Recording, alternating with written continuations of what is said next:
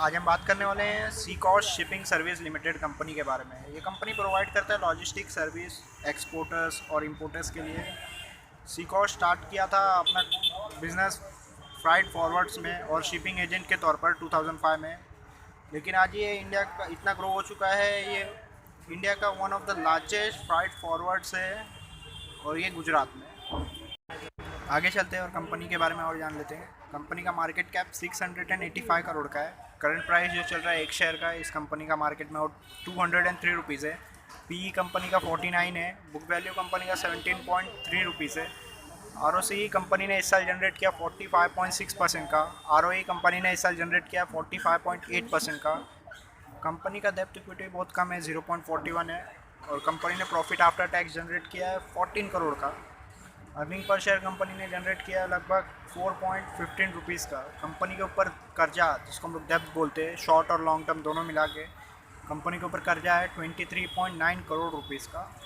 Company के पास cash और bank balance, जिसको हम लोग कैश इक्विवेलेंट बोलते हैं, कंपनी के पास 0.26 करोड़ का कैश इक्विवेलेंट है। तो कंपनी ने इस साल टोटल सेल्स करके दिखाया लगभग 243 करोड़ रुपीज़ का। ये कंपनी अच्छा खासा क्वार्टरली रिजल्ट जनरेट कर रही है, उसमें प्रॉफिट भी अच्छा खासा जनरेट करके दिखा रही है और अर्निंग पर शेयर भी अच्छा खासा जनरेट करके दिखा रही है। क्वार्टरली रिजल्ट देख लेते हैं कंपनी का। दिसंबर क्वार्टर में कंपनी ने सेल्स किया था 63.19 करोड़ का और प्रॉफिट बिफोर टैक्स रहा था 5.6। प्रॉफिट आफ्टर टैक्स रहा था 4.22 करोड़ का। अर्निंग पर शेयर रहा था 1.25 रुपीज़ का। मार्च क्वार्टर में कंपनी ने सेल्स किया 85.57 करोड़ का, जिसमें प्रॉफिट बिफोर टैक्स रहा 1.04 करोड़ का।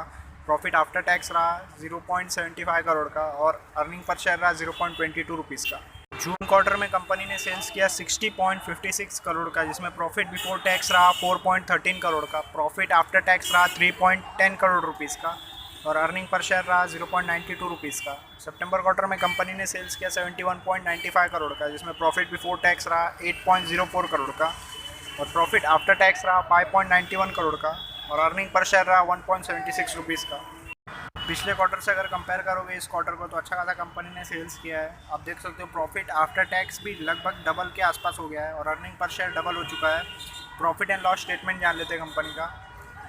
2018 में कंपनी ने सेल्स किया था 1 करोड़ का, जिसमें प्रॉफिट बिफोर टैक्स रहा था 0 करोड़ का। प्रॉफिट आफ्टर टैक्स रहा था 0 करोड़ का और अर्निंग पर शेयर कुछ था नहीं क्योंकि कंपनी लिस्टेड नहीं थी। 2019 में कंपनी ने सेल्स किया 0 करोड़ का, जिसमें प्रॉफिट बिफोर टैक्स रहा 0 करोड़ का। प्रॉफिट आफ्टर टैक्स रहा 0 करोड़ का। अर्निंग पर शेयर कुछ था नहीं क्योंकि कंपनी ने सेल्स नहीं किया था। 2020 में कंपनी ने सेल्स किया 1 करोड़ का, जिसमें प्रॉफिट बिफोर टैक्स रहा था 0 करोड़ रुपीज़ का। प्रॉफिट आफ्टर टैक्स रहा था 0 करोड़ रुपीज़ का। अर्निंग पर शेयर रहा था 0.09 रुपीज़ का। 2021 में कंपनी ने सेल्स करके दिखाया था 243 करोड़ का, जिसमें प्रॉफिट बिफोर टैक्स रहा कंपनी का 15 करोड़ का। प्रॉफिट आफ्टर टैक्स रहा 11 करोड़ रुपीज़ का। अर्निंग पर शेयर कंपनी ने अच्छा खासा जनरेट किया 3.30 रुपीज़ का। ये कंपनी अच्छा खासा रिजल्ट जनरेट करके दिखा रही है। कंपनी हाल ही में ही लिस्टेड हुई है तो इसके लिए इसका ज़्यादा डाटा अवेलेबल नहीं है हमारे पास। जिसी से डाटा अवेलेबल होगा हम बता देंगे आपको। आगे चलते प्रॉफिट जान लेते हैं कंपनी का।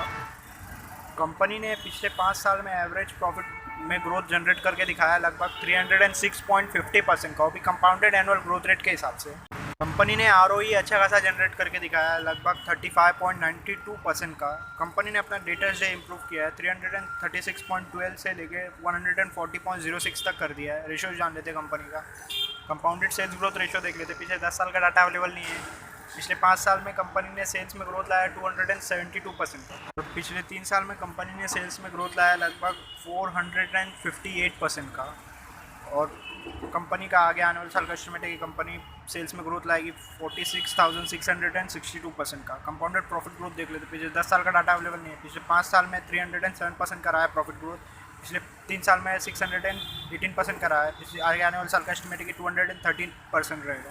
स्टॉक का प्राइस कैसे मूव किया वो भी देख लेते हैं। पिछले 10 साल का डाटा अवेलेबल नहीं है, पिछले 5 साल का डाटा अवेलेबल नहीं है, पिछले 3 साल का भी डाटा अवेलेबल नहीं है।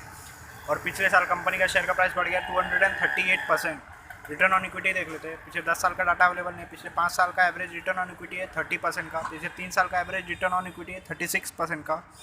और पिछले साल कंपनी ने अच्छा खासा रिटर्न ऑन इक्विटी जनरेट करके दिखाया लगभग 46% का। ये कंपनी अच्छा खासा रिटर्न ऑन इक्विटी जनरेट करके दिखा रही है और क्वार्टर दर क्वार्टर। शेयर होल्डिंग पैटर्न जान लेते हैं कंपनी का। जून क्वार्टर में प्रमोटर्स का होल्डिंग था 56.68% का, जो कि सितंबर क्वार्टर में गिर के 53.83% हो गया। फॉरेन इन्वेस्टर का होल्डिंग था 1.41% का जून क्वार्टर में, जो कि बढ़ के सितंबर क्वार्टर में 1.94% हो गया। इंस्टीट्यूट का होल्डिंग था 0% का, जो कि सितंबर क्वार्टर में बढ़ के 0.16% हो गया। पब्लिक होल्डिंग था जून में 41.91% का, जो कि सितंबर क्वार्टर में बढ़ के 44.07% हो गया। अगर आपको एनालिसिस अच्छा लगा तो प्लीज़ लाइक करें, शेयर करें, कमेंट करें और चैनल सब्सक्राइब करें।